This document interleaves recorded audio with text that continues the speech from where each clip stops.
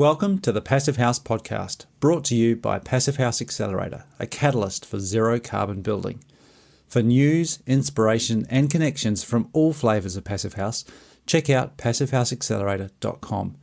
Sign up to receive regular updates about events, get your questions answered, and contribute to the community dialogue. There's loads of free information for experienced professionals and people just starting out on their Passive House journey. We hope to see you at one of our weekly Passive House Accelerator live webinars. In the meantime, here's this week's Passive House podcast.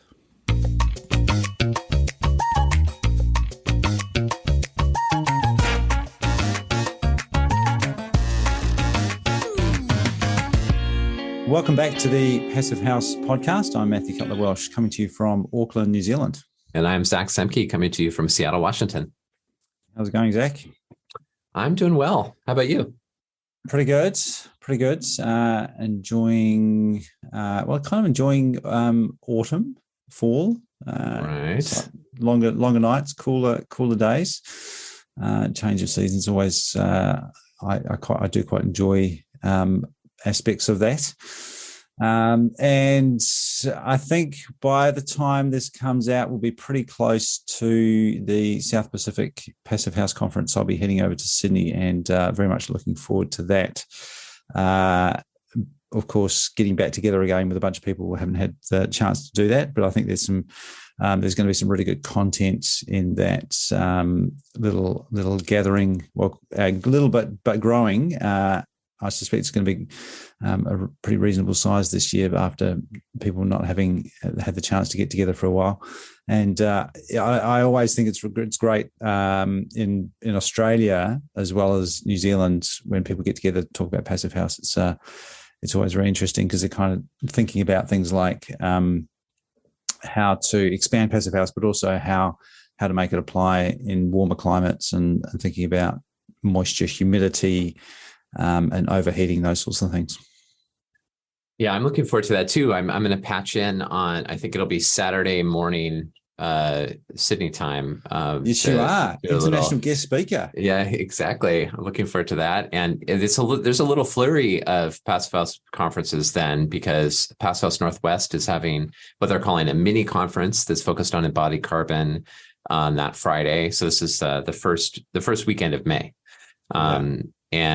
And then also the Passive House Canada conference will be coming up shortly after. So we'll get into details about those a little bit later. Yeah, lots of really good stuff going on. But we've got a great interview to get into today with some very very thought-provoking stuff. We're going back to Canada again. We love heading up to Vancouver and hearing what they have to say. That's where it's at. Yeah, it is. It is in many ways. So Chris Hill is our guest interview today, which is really, really cool. But before we get into that, let's say hello to our sponsors. Absolutely. So everything we do at the Accelerator, including the Passive House podcast, comes thanks to generous support from our sponsors. So a big thank you to our founding sponsors, 475 High Performance Building Supply, Baxt Ingui Architects, Glavel, Minutair, Mitsubishi Electric Train HVAC US, Partel, Rockwell North America, Stocorp, and Zola Windows. And thank you as well to our champion sponsors, Dowizo, Icon Windows and Doors, Intelligent Membranes, Proseco, and Source 2050. And a big thank you to our stakeholder partner, NYSERDA, the New York State Energy Research and Development Authority. So I had a quick listen to your chat with Chris. He refers to the session that he just had 3 weeks ago on construction tech. And people can find that over at passivehouseaccelerator.com. There's a lot in there. It's a fantastic presentation. I haven't got all the way through it yet, but there's some really great stuff in there from a deep dive technical point of view. But the thing I like about Chris, he obviously is thinking a lot about the worldview as well, and why we're doing what we're doing, and why he does what he does, and how all those things kind of fit together. And also a bit of a motivation for where we need to go and how quickly we need to go there. So some really cool stuff. So we'll put a link to that in the show notes. He is tackling the problem of how to scale up better buildings as fast as we need them to scale up. And so that's what his work is dedicated to. That's what this BOSS system is all about. And he shares his ideas with us in this interview. So it's really fun.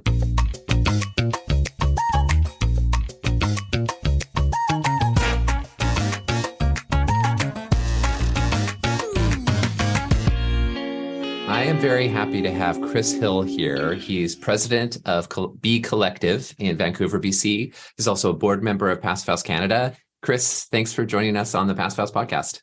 Yeah, thanks for having me. I'm excited. Absolutely. So am I. So you are one of the driving forces behind the BOSS system. So BOSS, which stands for Building Offsite Sustainable Systems. And we're going to dive deep into BOSS during this conversation, which I really am looking forward to. But before we do, could you share a bit about your journey to BCollective? I mean, going a little ways back, I got a degree in economics. I became a lumber broker, and I was very involved in moving wood, building materials all across North America.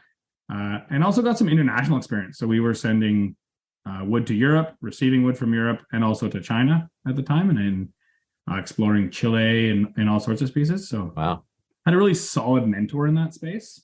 Taught me a lot of things, but I also realized those commodity markets, an eye for sustainability in the future, wasn't really where I wanted to be. We did definitely get into FSC certified wood and all the different certifications in that space, but it just wasn't what I wanted in my life, really. Kind of reset. I actually went and got an accounting designation. So I'm a certified professional accountant. That's cool. Yeah. Halfway through that, realized I'm definitely not an accountant. As in the doing your taxes and sitting behind a spreadsheet all day. Yeah. It really became this passion to do stuff with my hands, see things being built. I say that kind of with a smile on my face because I don't think I've been to site in a long time. But it's still that kind of built environment and that impact, the rush you get from the construction process and the problem solving is really what attracted me into construction. I started a company with my brother, Ritchie Construction. We quickly got really involved into Passive House. I was actually Allison Holden Pope from One Seed. She kind of, I call it One Seed, and she planted the seed for me. Told me about Passive House, and we scratched and dug and got involved in a lot of the early projects in and around Vancouver. My brother and I were pretty involved in the daycare. It was a pretty cool project. Won some awards early on in the Okanagan daycare. Then I realized scale and construction is pretty hard. Right. Accounting, that business side. So BCollective was actually, we brought 3 companies together. 3 construction firms came together. We've got 4 partners. I'm one of the partners. With the idea that let's free up some of our time to go after bigger and badder things. So I have a very solid team behind me that takes care of most of, if not all of, the construction activities. And it frees up my time to do business develop, to push innovation, to explore what we can really do and scale and grow a construction business, a design business, really impact. Early on in our conversations about aligning values and partners and those sort of things, we became a B Corp. So we really had those sustainability goals. Through getting a B Corp and exploring those lenses, we've really laid in a social fabric, really wanting to explore marginalized communities, affordable housing, making sure that we're doing the right thing, not just from a sustainable or a climate impact space, but also social. And obviously the governance, we'll put in the ECG tagline in that, but that's sort of what sort of BCollective has come together on. And it's really a catalyst of common goals to do some good. Let's use our abilities, our knowledge, and see how much impact for positive we can have. Excellent. You just presented at one of the construction tech editions of Passive House Accelerator Live this past month. It was a really excellent presentation, and we'll include a link to that in show notes so people can see that. And in that presentation, you excellent slides, by the way, very, very visually arresting, some of them. You threw up a slide that showed the IPCC logo next to the UN Sustainable Development Goals, the SDGs. Could you talk a little bit about why that's important to you, and kind of why you think buildings are an important piece of both of those? So I think the context that I use that slide in that presentation is about outcomes. And I think we're getting stuck in a place right now in the industry of standards and brands and fighting over weird market spaces and what's sustainable, what's green, and how we get there. IPCC and the UN are really looking at outcomes. They're setting those outcomes for what we need to do. So in theory, they're putting the smartest people in the world in a room, and they're arguing over what are those outcomes. And so I think we, as practitioners in the industry, need to understand those outcomes and be doing everything we can to reach them. And how we get there, the tools, the various standards, leads, passive house, asterisks, whatever we're going to go that direction at well standard, living building challenge. I mean, you can go on and on and on. All that really matters is the outcome. What is actually happening in those buildings, and is it making a difference? Is it a positive impact in what we're doing? And I think that's what's really critical, and that's where sort of the IPCC side comes in. The UN sustainability goals, even through our B Corp, we got introduced to them, we dug into them, and we've established a couple that are really critical to us. Interestingly enough, though, of the 17 goals, 16 can be related to buildings. So if we're talking about construction and building, we're a big player and we have a big impact to be made. We're also, as a lot of people have pointed out, not advancing in our innovation very quickly. We're just sort of, building the same way we have for a long time. And I think it's big part of it's scale. Buildings are large, they're complicated. And the exercise of change management is really difficult.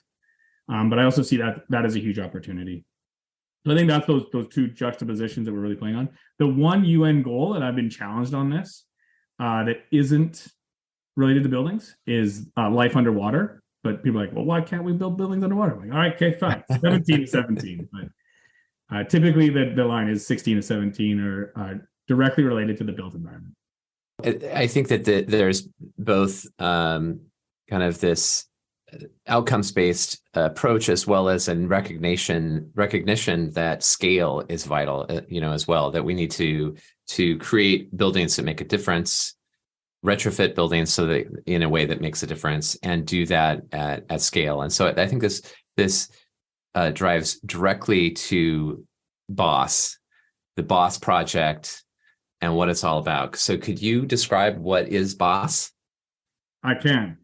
And it's going to sound like I'm reading it, because I am, but I think it's critical. There's some good wording in this. So we get questions. What is BOSS?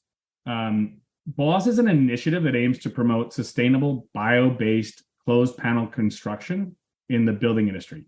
It seeks to increase the market for these environmentally friendly construction techniques by providing guidelines, best practices, education, and we're hoping eventually certification. The goal is to encourage the use of sustainable materials and methods in construction, specifically offsite closed panel construction, critical to fostering the demand and supply side growth. So it's what we're really trying to do is we need to, on a market level, push the demand. More projects need to specify closed panel, sustainable, high level, passive house level, net zero, carbon zero carbon projects. And so how do we make that more accessible is the demand side, and then also working on the supply side. The supply side in this exercise of change, and as we explore different ways to build things, is really critical. Material selection, what can be produced by the current producers in the marketplace, all those elements. So what we're trying to do with BOSS is put some best practices, some understanding, and keep that innovation, a catalyst in play. And it's really, I mean, I think the word that is in there is this catalyst for communication is allowing the sort of public information flow to go. So we're in theory giving away a lot of our so-called IP, albeit I'd argue there's not a lot of our IP in there. Some people keep asking me why we're doing this, but I think it's really we need it to grow. The impact is much harder when you collaborate and collectively put your ideas together. Well, yeah, I'm looking forward to diving into that a little bit more. And I think let's ground it first, though, it may be in a little bit more detail on the materials. And I think that's probably an evolving animal. But what does the wall assembly look like right now for the BOSS system? So what you're hitting the nail on the head. It's definitely an evolving animal. And what I've learned is trying to update all your details when you're giving it away publicly is like a full-time job. So inside to out. So if we go from the inside, the wall panel that we're sending from the factory, if you will, in an offsite construction place, we're using an 1.5 inch mechanical cavity. That'll gives us enough space for the electricals, controls, and the code plugs around the perimeter of your building and your exterior walls. Most of our water is coming through the floor cassettes. There is a way to fur that wall out, obviously. That 1.5 inch we're actually using for the most part reclaimed wood versus structural wood, just to use it in circular economy. It's quite a bit. It's a non-structural load. Past that mechanical cavity, we've got an 1.5 inch plywood. It's providing our shear, so it's fully nailed off on our shear. It's also taped for air barrier, and I'll call it a moisture retarder. It is still moisture open, but it's providing those two critical pieces. So it's a big part of our membrane. It's also, now that we've installed a couple of these, it's solid, it's plywood. It can get, like, the X-Acto knife is not affecting your air barrier like some of the other membranes are. So it's really there, and it's also accessible, so it can be patched if it is cut or a nail or a screw goes through it. We're then using a stud. I'm calling it a wide format stud. We've done a couple of experimentations. It could be a 2x8, 2x10, large dimensional wood. Thermal modeling is a little bit affected by that. Cost of fiber, all sorts of things play into that factor. The last house we did, we actually did a 2x4, two 2x4s, separated with a plywood gusset. So 3 plywood gussets that are nailed in. The internal 2x4 being your structural load, the exterior really just holding up cladding. Those cavities, we're doing advanced framing, so it's all on 24-inch centers. We're then filling it with dense packed cellulose. I think on that stud and cavity, there's some opportunity for innovation there. T-studs, vertical eye joists are really expensive in the wrong use of material, but I think there could be a vertically designed eye joist with the intentional use. So that's something that we've started to explore a little bit, but it's kind of an interchangeable product. Insulation kind of falls the same way. We're using dense packed cellulose. It's hitting our highest score on beam. Whether or not you agree with the math of how it's calculated, right now in the tools we have, it provides us a good score. We're exploring hemp, mycelium, all sorts of fun stuff in that insulation. But for the most part, dense packed cellulose is available, cost effective, and does provide us a carbon storing score. It's also dense, so that carbon scoring score is quite high. Hemp, interestingly, is not as dense in the application and doesn't score as high on the net effect, which is sort of an interesting bit of math that we figured out. From there, we have an exterior sheathing layer, and it really depends on the project. So we're using dense glass when it needs to be fire rated. Obviously, our GWP, our global warming potential, shoots way up. We spec'd wood fiber, would love to use wood fiber board at 22 mil. Gutex isn't producing it anymore, so whoops. It's also really expensive. It became 50% of the total material cost. Oh, wow. So I think until I'll throw out timber HP, once we have North American supply, wood fiber board makes a ton of sense, but the supply and the dollars don't right now. We've tested rock wool, so 1 inch, 1.5 inch rock wool comfort board 80, and it worked really effectively, actually. And I think I'd like to explore that in the future. It also could potentially support a fire rated wall. versus the dense class, which would be really low embodied carbon. We've also, to be honest, used plywood a couple of times when our occupancy load is right on the fringe on our hydrothermic or WUFI analysis, but it does allow it. It's there. It can be done, and we have done it, and our engineers, our envelope engineers, have signed off on it. If you're looking at a high occupancy load building, not recommended, but and we'll get into missing middle, I'm sure, but in a single family home that I never want to build again, 2 people living in 3,000 square feet, the moisture load's really low. The volume of showers, the cooking, the breathing. And so the risk profile is not that high. So we've actually been using plywood. That's a non-structural plywood. So we've actually been using recycled and reclaimed plywood there. We've been getting scrap plywood. WRB, we've been using the higher quality Segas and Proclima membranes out there, and then we are rain screening and shipping like that. We're starting to get into a place where we want to explore window installation, flashing installation, how far we can push these wall panels. We do have a floor cassette, but it's not all that exciting. It's really a floor with built into a 4 foot by 10 foot section. We do gable ends, same sort of assembly to the walls, depending on the house shape and form. And we do have a roof cassette. But to be honest, I find the structure it requires, we're better off using trusses so far. The truss installation is a couple of days, spreading out trusses. The variability in trusses is really simple, whereas panelization becomes more complicated. So most of our projects have been going roof trusses with good success. And I don't think there's really a need for that. I think there's an opportunity for roofs, but the size and shape that you got to put on a truck almost always means that you've got some seam to deal with. So you're still getting up on that roof and rolling all your waterproofing, which is what the time is. Interesting. Yeah, makes sense. It's this like offsite construction's really a game on time. Mm-hmm. It's how fast you can do it. And if you've done all these things, but then have to wait 2 weeks because you're rain, like you got to look at the whole project and define those key critical pieces. So that's what we're explaining, is trying to figure out what we can eliminate from that critical path line and do things a little faster. Now that we've really sped up, I mean, we installed that first BOSS project while doing the Passive Accelerator Tech Show, big day. Yeah. That was done. That was fully installed. First floor walls, second floor walls, gable ends in 18 hours. That's so cool. With you're talking mechanical cavity in, rain screen in, taped in.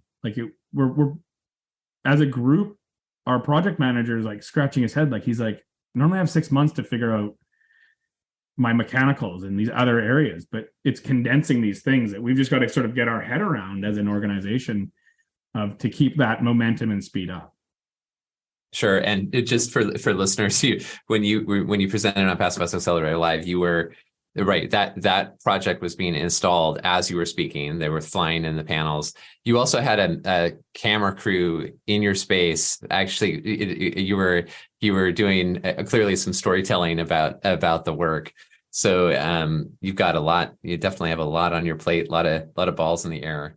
It was one of those days that I didn't plan anything. Even the dates were all way out of my control.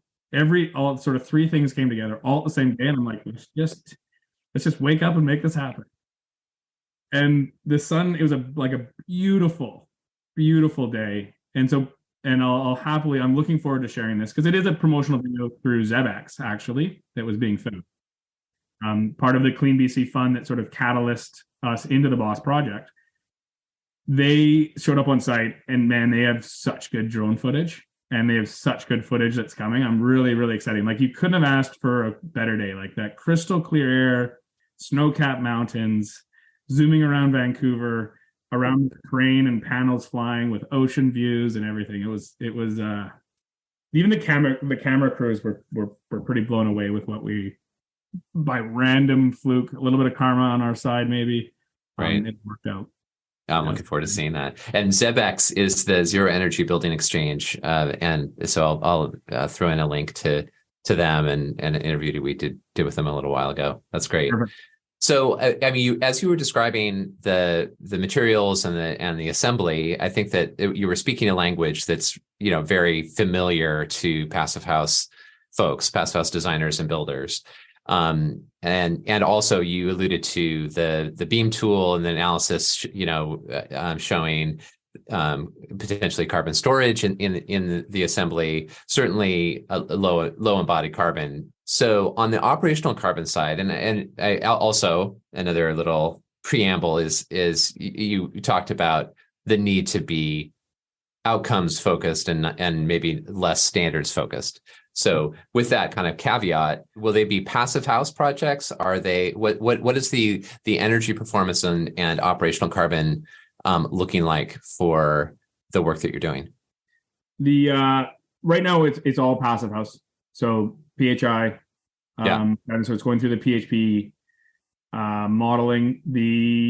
It's interesting. One of these outcomes, the common outcomes that I often go through in my presentations in the operational energy is our passive house, the form factor in our passive house, all passive houses, you start to limit your form factor, your thermal bridges on the inside outside corners, the surface area that you're exposing to cold or warm weather goes to a more simpler box. And in full disclosure, the house that we installed in 18 hours is like as simple a box as you can possibly do, intentionally, like very much designed that way. That allows offsite construction to go much faster, much more affordable, but it also lends in really easily to meet those operational performance goals. So at this point, all of our projects are passive house. We do all our PHP in-house, and we're very particular on what that is and how we can execute that. And I think it's just that progression in the industry. I think standards and certification are critical, but I also think we need to be able to, how do we build really good buildings and make them really accessible and not get hung up on a spreadsheet or a checklist, and be able to do the right thing that's there and available. And I think that's what BOSS is sort of, the catalyst has been, is let's give the tools to do like, I think I'm looking at the stats, 0.2 kg CO2 carbon storing per square foot of wall, according to the beam calculator. We're hitting a 0.6 ACH. That 0.6 ACH is really just what the PHP is demanding of us. Our projects typically hit lower than that, with paying attention to that, and we're well past that learning curve. We've got a number of projects in our back pocket, so I think we can. Everybody, all our trades, our crews, all know what they're doing, and so we're able to hit those numbers. I don't think it's any like, I think operational is carbon and energy is just so critical right now. Yeah, and that it sets the long. I mean, there's this juxtaposition right now between embodied carbon and operational carbon, and which is more important. I mean, they're both important. You can't do one without the other. Mm-hmm. Operational does set a building's life. If you create a building that's going to last 100 years, that operational energy affects it for 100 years or 200 years or longer. And so I think that's what's really critical, is that timeline, applying the timeline to those pieces. And we're at a place now where if I could build a building out of the ground and not deal with concrete and subterranean, which in Vancouver, our FSR, like our floor square ratio, and the cost of real estate is such that you just have to build a building in the basement. You need that 1,000 square feet. It's a rental income. It's worth hundreds of thousands of dollars.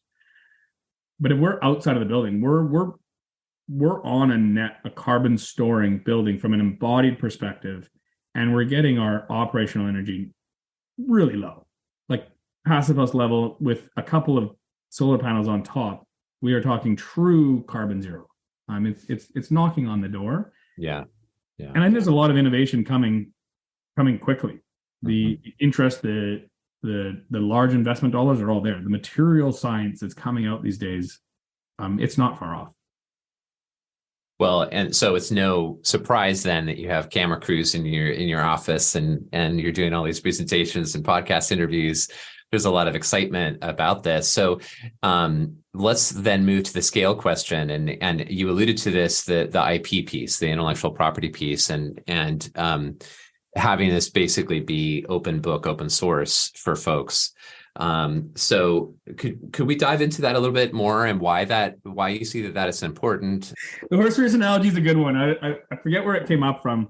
I like to use analogies.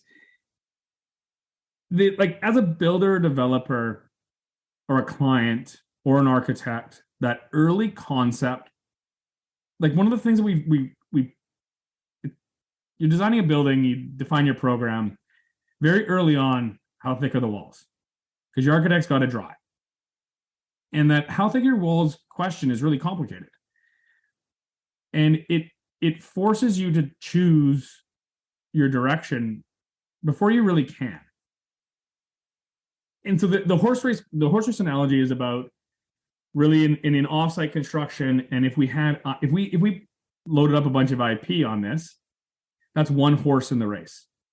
And there's examples of that in the industry. And I can use Katerra because they no longer exist. Yep. They developed a system, they loaded it up with IP, and they forced developers, architects to specify their system early in the process. And they're that one horse. That race is a long time in the future when you got to choose it. The horse race is really construction. And now if you only have one horse in the race, they control when they're going to show up. They control how much they're going to be.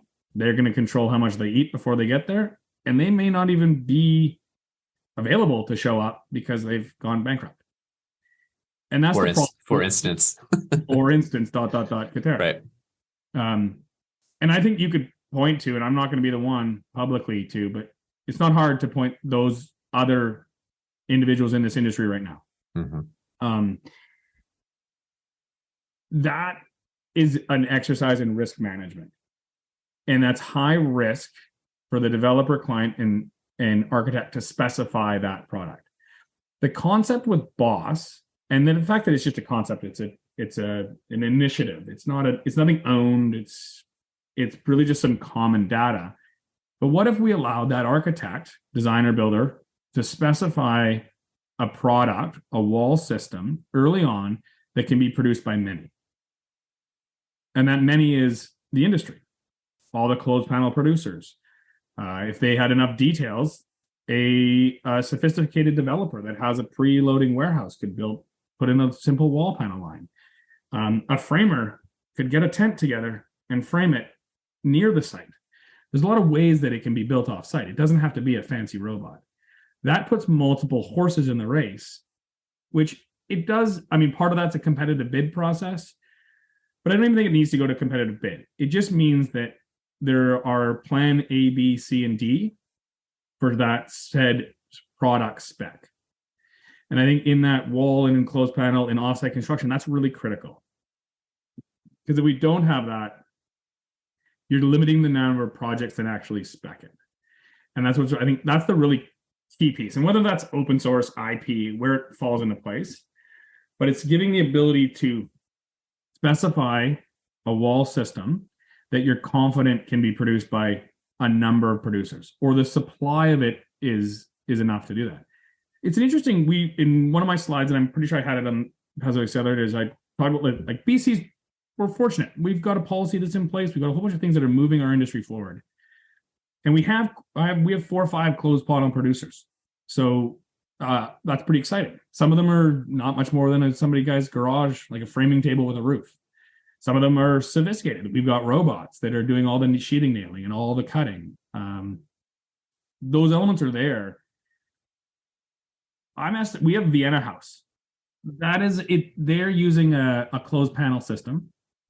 It's very similar to BOSS. There's actually not a lot of innovation in our panel. It's kind of putting some common thoughts together and continuing to push the wheel. The volume of square foot of panel produced in there is a significant amount of the annual production of our 5 producers. So, and if you start to think about that, now our demand is going to be significantly higher than our supply for that year. It's a big blip, a really good blip. Like, this is what we're working for. But that's going to push a lot of other projects out. Costs are going to go up. It'll push a lot of people will not be able to get the closed panels for their other projects. That's going to choose them to go otherwhere. So then the demand will go down. Our supply, when our demand is high, client specifiers get frustrated. When our demand is under our supply, which happens annually, if you start to speak to the producers, they are losing money. So it's the stabilization of this through a little bit of standardization, some common details, some ability for maybe multiple producers to support one project, to fill those winter gaps, to fill those spaces is what's really critical as we're in the infancy of this market. We're just getting going.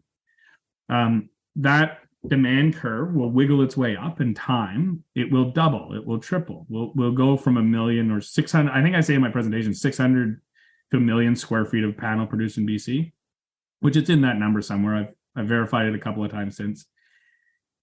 That's doubled to 2 million, to 3 million. Now 100,000 square foot 100,000 square foot building, which is just one affordable building, not 10, isn't a dramatic effect in our industry. Right. And that's what's really critical. And I think smoothing that out and understanding that and working those dynamics is what allows us to actually grow as the industry and make it viable so that you can spec it with confidence. You know you can get it when you need it in your building. Nothing more frustrating than choosing to go offsite construction because it's going to save you a bunch of time and then having you wait 2 to 3 months to get the panels because it's not available. This vision of a bunch of players getting involved and being able to use this BOSS system is very compelling. And how does that work for BCollective in terms of the revenue stream? And I mean, I think that you're probably a piece of that answer is that you're getting some funding to develop the system, right? From some governmental funding and probably other funding. But how does that work for you? Because clearly this is coming from a company who believes that being a B Corp is the right thing, who's very mission driven. I mean, it's you want to be a change agent here. And we want to see you thrive and survive. So how is that going to work? A couple areas. And I'll be very honest, and it's actually funny. I did a presentation. I was fortunate enough to spend some time with Jerry McCaughey, Mr. Offsite, and David Ringley of Ringley Homes from Switzerland. And they gave me clarity on my vision. And it's only been in the last month. So yes, we've had some government funding. We have some sponsorship funding, but that only goes so far. BCollective as our organization and our impact, we've always wanted impact, and BOSS is a place that doing what we can do in a construction firm is not scalable. And so that has allowed us to branch out. What the truth is right now is we're seeing quite a bit of off-site design consultation. So we're getting bombarded right now with how do we make this project off-site? And I'm saying, okay, well, where are you at in your process? If we're at concept, let's get involved and let's purposely design this for panels for a parameter. Let's put it into the BOSS model. So we do provide consulting paid for services there. That's just starting to ramp up and it's a lot of fun. It's a new revenue stream for us. Mm-hmm. And it's great. And I hope in that certification process that I alluded to, that could be a bigger than BCollective opportunity. I think there's a lot of experts in that space. And as this industry grows, there's no way we can, more and more people can sort of latch onto that sort of revenue generating place. But our expertise is definitely being asked upon there. I have the full intention of building some sort of factory. I mentioned supply demand. In my opinion, we need to wait. It's too early. There's no need for me to build a 150, 200 square foot facility right now. The market's not there yet. I can get production through great partners, but let's work with those partners, fill their coffers and double it. Then there's the appropriate space to come in with a facility. I also think that facility, one portion of it is a wall panel line. I think the truth is I want to be doing more, let's get exterior cladding panels. Let's get a retrofit side to this. Let's get millwork and let's look at how, we always talk about in passive house is a complete system. Well, in offsite passive is what we're doing. we need to do the same thing. So we're starting to explore floor panels with all the floor cassettes that are wet modules that have all of our plumbing for a kitchen and bathroom.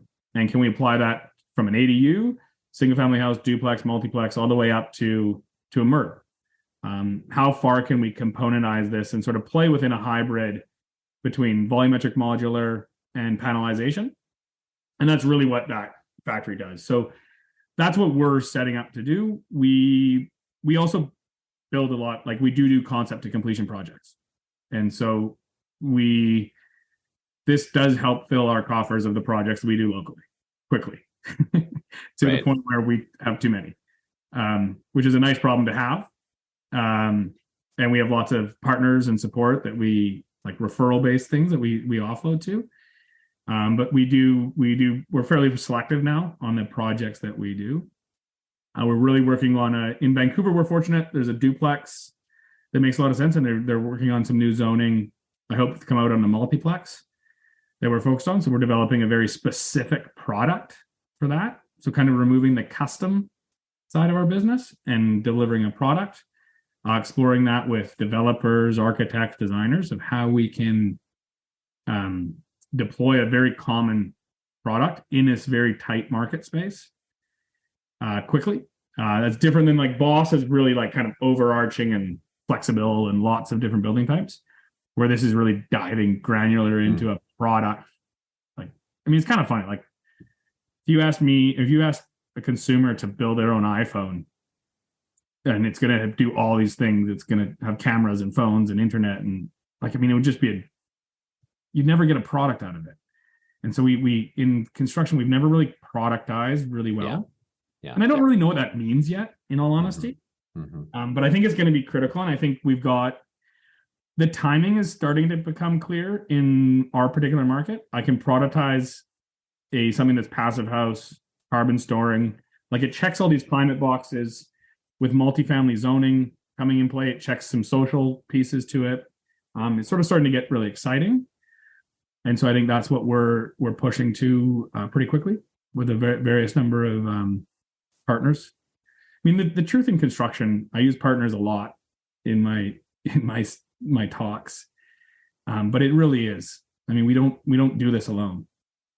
There's a lot of partners out there that we work very closely with to make it all work. Yeah, well, I think that's great. Thank you for sharing that. I when you are open and sharing with an approach and with IP as an innovator and as a change agent, which you need to be, we all know that we need to be in order to make the change quickly that needs to happen.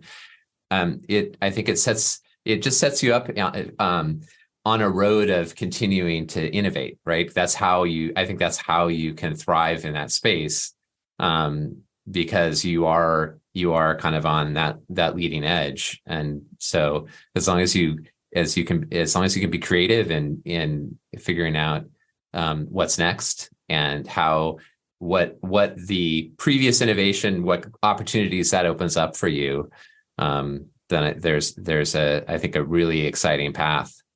And we only have one shot at this, right? Might as well have fun while we do it. That construction, I completely agree with you. And I think the fun, I guess you could look at it as a double-edged sword. There's a really great opportunity and a really scary opportunity. But that graph that everyone shows, and I've seen in various presentations, the technology advancement graph of industries, and construction is just this like squiggly line. Right, kind of going down. Yeah. And like everything else is shot up, right? Yeah. And that gap is where it is. That's the innovation gap that we have an opportunity to play within. And I think it's interesting. We need like Eric Corey Fried stuff with ProStruction is like pushing another level of this. But there's this, I mean, I still go to site. That great install day on Wednesday, I was like, oh, there's so much space that we can push here. There's so much more that you can grasp on every week. It's more of like, to be honest, we're trying to put the reins on to get, because if you go too fast, we're just ahead of everybody else. And it's actually like, how do you control that innovation and that creativity to be in today's market? is what I would call it. It's what we're finding. We've also created a culture of innovation. And so keeping everybody, some of our guys, like the culture of innovation in construction is slow. So we have projects that we pushed innovation on, but we pushed it 2 years ago. And so now it's like, I was planning these walls 3 years ago. Now they finally got installed. We have 4, 5, 6, 7 projects on the drawing board that are going to happen there. What are those walls going to look like? Mm-hmm. Like it's lessons learned, it's all those things. But how far can we push it each time? And what can the market accept? And where it is. And I think that, I mean, my head goes right back to the productization. Is if we start to figure out our puzzle and you're repeating the same puzzle over and over again, that's where we can actually have some fun. Building custom, building every building unique, which is what we do for the most part now. It's a new problem. So you're taking a step back. Can you really you can use some of those lessons learned, but how can we improve that truly? I think it's a line out of Bryn from Lane Fab, another one that I know that you guys have highlighted well. And he's amazing. The way his brain works. He's always trying to take 80% of what he does on a project and repeat it, and then innovate 20%. And it's a good ratio to think about in that space, and knowing your own firm or your organization or what you're trying to do. What is that ratio? And I think if you really looked at it, a lot of companies are like inadvertently innovating 80 to 90% because they're not repeating anything. Yeah. You know what I mean? Not that they're intentionally innovating, but they're just redoing a bunch of stuff versus repeating it. Yeah, that makes sense. So, like innovation or with intention is what I think is really key. And I think it's fun. There's a huge opportunity. And I think it's one of the earlier questions that I glossed over quickly with a long explanation, but it's like, what really drives you? I mean, I'm up at night thinking of the weirdest building details you can think of. That air barrier connection, where does that tape go? How do I connect that panel to that panel faster? Do we want to do that? Oh, that worked really well. Yeah. How do we incorporate mycelium? How can we grow mushrooms in these walls? Right. The new frontier. Yeah, it's fun. Chris, I know I used up all of your time. I know. It's all so good. I am so pleased that you were able to carve some time out for us, and really wonderful conversation and great work. And we're really looking forward to seeing what's next for you all. Awesome. Thanks for the opportunity. Love what you guys are doing as well.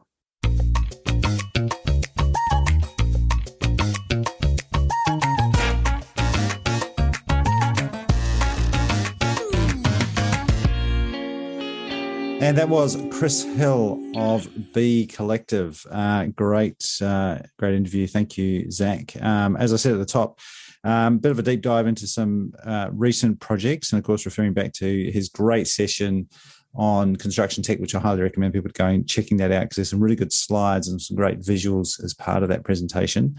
And of course, also the BCollective website. It's got some really great stories and links through to the other videos that they've put together.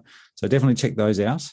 But yeah, I really enjoyed that. What was highlights for you, Zach? He combines this sort of 50,000 foot view, 100,000 foot view of the market and of the transition that we need to see unfold, with going straight down into, the 5-inch view of how these layers are going together in the BOSS system and everything in between.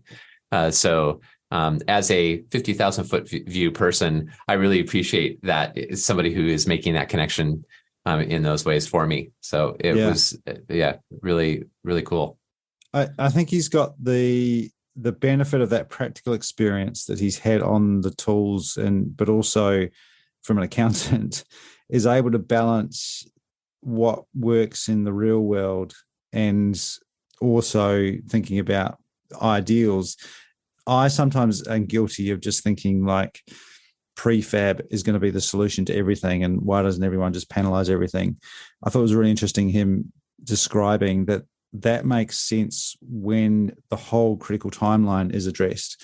But if you sprint to get the walls up and then you have to wait for something else, there's not necessarily a great benefit to having cassette ceilings or prefabricated panels for the roof. If it's easier to do trusses, you're going to have to join the whole thing up together anyway. So, and he also said something similar relating to wood fiber insulation, saying that it's fantastic, but in some instances, rock wool might be a better solution. So I think it's really important, it's really useful to have that nuance from practical experience and to consider all the options for the value that they provide at this moment. He's also open to the fact that might change. You know, when the whole industry does adopt more standardization, we might in fact benefit from having more standard panelized systems, and then that might change. But the reality of today is that there isn't a single solution that is going to fix everything. Yeah, I think the other big takeaway for me was this open source. I don't know if that's the right term, but just the free IP essentially of the system, and the theory, which I think makes a lot of sense, that keeping things proprietary and kind of the only one horse in the race has slowed progress up until now. And that if we can have a lot of horses in the race, and people know that when they specify the BOSS system, that if one supplier for some reason is not available to supply the system, that there are other options out there, that that removes uncertainty and risk for the teams, which is anybody involved in building knows that anything that can mitigate risk has a lot of value. So, and for those that missed it, what was the BOSS acronym? Oh yes, so BOSS stands for Building Offsite Sustainable Systems. Yeah, and I think that's broader than just BCollective, right? Or is that there? Yes. Yeah. I mean, I think that the effort to create the BOSS system is being spearheaded by BCollective, but of course, and with funding from governmental agencies and others, but it should, and hopefully, if it's successful, will become much broader than BCollective. Yeah. So I think that was another really interesting thing to listen to was Chris's ideas about what's next and how to build a sustainable business, a self-sustaining business, even as it's based on this kind of generosity and total sharing of information. Yeah. There is a separate website, so you can check out BCollective.ca for Chris's main website, or BCollective's main website. But there's also buildingoffsite.com, which is the BOSS website. So we'll link those up as well. So buildingoffsite.com has got some great videos about BOSS. Awesome. Any other outtakes from you? Well, I think this came up actually as a slide in the presentation, and we'll include a link to that in show notes as well, the video of his presentation on construction tech. But he had a slide, and it was a quote from William Munoz of Nordic Structures that said, "If the growth rate is greater than the education, then the risk of people not using it correctly increases." And he was using that as kind of to drive home the point of how important education is in their work. But it also obviously resonates, I think, in the passive house world when we're beginning to see truly exponential growth in projects. So just a good reminder that the project of educating practitioners and tradespeople and all of that is only becoming more and more relevant and vital as we move forward with all this. Yeah. Something else that continues to kind of surprise me a little bit, but is the global nature of a lot of these issues that we're facing. A lot of the challenges around market stabilization in here in New Zealand. We suffer from really high peaks and then crashes in the building and construction market. And I know that housing affordability is a problem in lots of places. That innovation gap that Chris talked about, and also the education lagging behind the uptake. These aren't specific to Vancouver. They're not specific to North America. These are global issues. But we have great opportunity to try and come up with solutions that are going to work everywhere to address these issues wherever they exist. I mean, particularly that stabilization of the market, I think, is could be an amazing benefit of standard methods of offsite construction, because it allows you to still continue to operate and build some capacity in the market while the demand fluctuates a little bit, but you can still have activity going on so that you can respond to those demand fluctuations a bit more readily. Really, really interesting stuff, and I think, it was a bit of a challenge going in and out, and thinking quite a high level. And obviously, as Chris does, said himself, he sometimes is thinking at that very high level, but sometimes recreating details of how to tape a window properly. Right. So lots of deep thinking at all levels, which is very, very cool. Awesome. Now, we mentioned at the top of the show, there's a lot of stuff going on.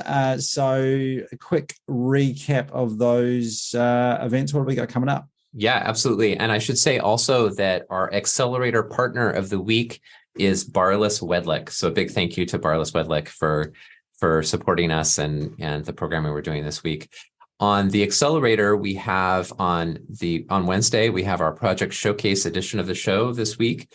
It will be a presentation by Jamie Hart of Public and Stuart Hood and Thomas Bamber of Introba. And they're going to be presenting about the Vienna House, which is actually located in Vancouver.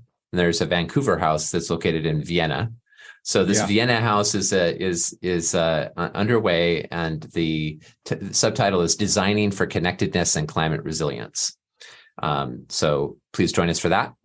And we have a bunch of stuff coming up in terms of conferences. So Passive House Northwest is having its mini conference in Portland, Oregon on Friday, May 5th from 9 o'clock to 5 p.m. And it's going to be focused on embodied carbon and Passive House.